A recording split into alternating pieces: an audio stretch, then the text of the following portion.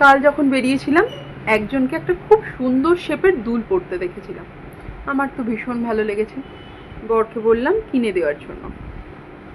বললো না না, সে নাকি কিনে দেবে না।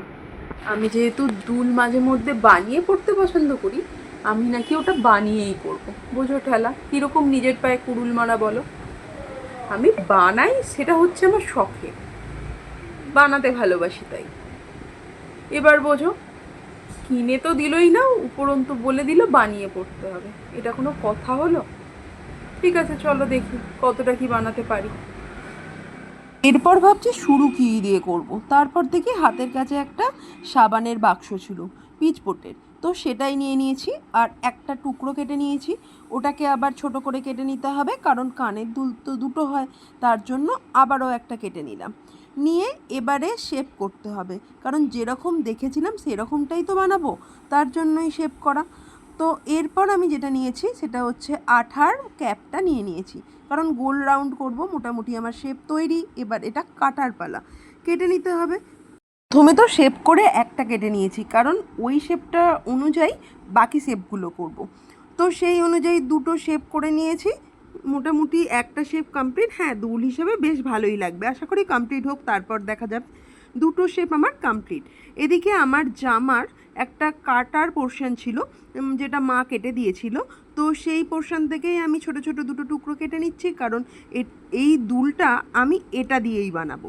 তো আমি দুটো মোটামুটি টুকরো করে নিয়েছি। এরপর যেটা হবে ফিনিশিংয়ের পালা। তো আমার কাছে যেহেতু আঠাটা ছিল, সেই আঠা দিয়েই আমি চিপকে নিলাম। চিপকে নেওয়ার পর এটা মোটামুটি কোটিং করে নিতে হবে। ওই পিচবোর্ডটাকে এমনভাবে কোটিং করতে হবে যাতে পিচবোর্ডটা আর দেখা না গিয়ে ওই কাপড়টাই দেখা যায়। যাই হোক, আমার মোটামুটি এটা কমপ্লিট হয়ে গেছে পিচবোর্ড কোটিং। এরপর ডেকোরেশনের পালা। আমার কাছে ওই পুঁতি টাইপের যে সমস্ত বিটস ছিল, আমি সেটা দিয়েই ডেকোরেশন করব, কারণ আমার কাছে বেশি কিছু নেই। যাই হোক, একটা একটা করে ওই সমস্ত কিছু সেট করে নিতে হবে, তার জন্য কাটার নিয়ে নিয়েছি। দাঁড়াও, এটা করে নিয়ে দেখাচ্ছি। দেখো, মোটামুটি আমার দুটো দুলের এই নিচের পোর্শন রেডি। এবার মাঝখানে কি করব, সেই ভাবতে ভাবতে ভাবলাম কি করা যায়। ভাবতে ভাবতে ভাবলাম একটা জিনিস পেলাম, যেটাতে ভাবলাম একটা তো করা যাবে না, এটা দুরকম করতে হবে।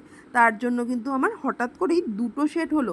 এই একটা শেড বানিয়েছি, আর তার সাথে আরও কিছু বিডস দিয়ে আরও একটা শেড বানিয়েছি। এইগুলো এখনও একটাও কমপ্লিট হয়নি, কিন্তু প্রাপ্তিযোগ হলো একটা বানাতে গিয়ে দুটো বানিয়ে ফেললাম। এটাই আমার বিশাল প্রাপ্তিযোগ। চলো, আমার মতো কে কে আছো এরমভাবে একটা বানাতে গিয়ে দুটো বানিয়ে নাও।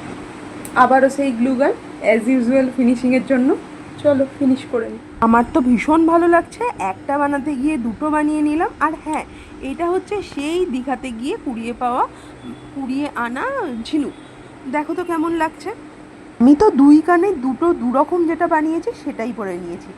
এইটা একটা ডিজাইন, আর অন্যদিকে আরও একটা ডিজাইন করেছি। এটা শুধুমাত্র লাল কালো বানাতে গিয়ে হয়ে গেছে আমার দুটো দুল বানানো। কি মজা, একের সাথে আর একটা ফ্রি।